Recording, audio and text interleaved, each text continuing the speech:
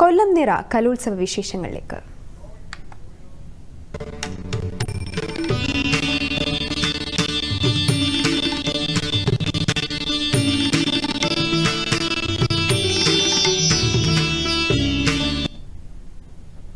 കൊല്ലത്ത് 62ാമത് സംസ്ഥാന സ്കൂൾ കലോത്സവത്തിന് ഇന്ന് സമാപനം.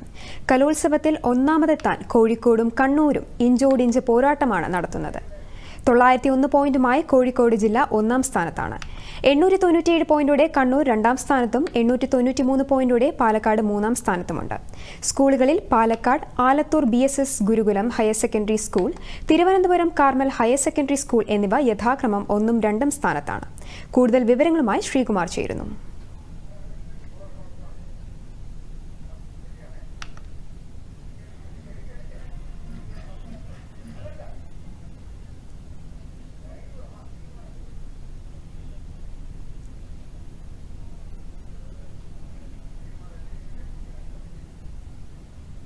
അറുപത്തിരണ്ടാമത് സംസ്ഥാന സ്കൂൾ കലോത്സവത്തിന്റെ അവസാന ദിവസമാണിന്ന്.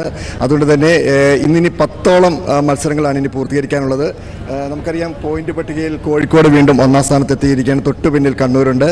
അങ്ങനെ ആവേശകരമായ ഒരു ഫോട്ടോ ഫിനിഷിലേക്ക് നീങ്ങിക്കൊണ്ടിരിക്കുകയാണ്. രാവിലെ തന്നെ മത്സരങ്ങൾ ആരംഭിച്ചു. രാവിലെ നാടോടി നൃത്തമാണ്. മുഖ്യവേദികൾ നാടോടി നൃത്തം പുരോഗമിക്കുന്നുണ്ട്. അതോടൊപ്പം ഇന്ന് ഏതാണ്ട് 10 വേദികൾ മാത്രമേ സജീവമായിട്ട് രംഗത്തുള്ളൂ.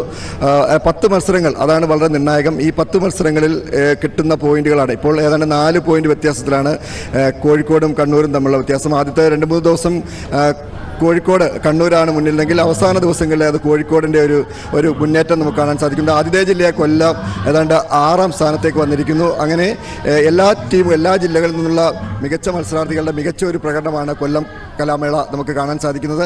മറ്റൊന്ന്, പരാതിരഹിതമായ ഒരു കലാമേള. അത് തന്നെയാണ് ഏറ്റവും എടുത്തു പറയേണ്ടത്. യാതൊരു വിധത്തിലുള്ള പരാതികളോ അനിഷ്ട സംഭവങ്ങളോ ഒരു തർക്കങ്ങൾ പോലും ഇല്ലാതെ തന്നെ ഈ പരിപാടി അവസാനിപ്പിക്കാൻ കഴിയുന്നു എന്നുള്ളതാണ് ഈ സംഘാടക സമിതിക്ക് ഏറ്റവും വലിയ ഒരു കിട്ടുന്ന അംഗീകാരം. അത് കൊല്ലം ഒരു വ്യത്യസ്തമായ ഒരു കലാമേളയായി മാറിക്കഴിഞ്ഞു. കൊല്ലം ആതിഥേയത്വം വഹിക്കുന്ന 62ാമത് സംസ്ഥാന സ്കൂൾ കലാമേള അതൊരു വ്യത്യസ്തമായ അനുഭവമായി ചരിത്രത്തിൻ്റെ ഭാഗമായി മാറിക്കഴിഞ്ഞിരിക്കുന്നു.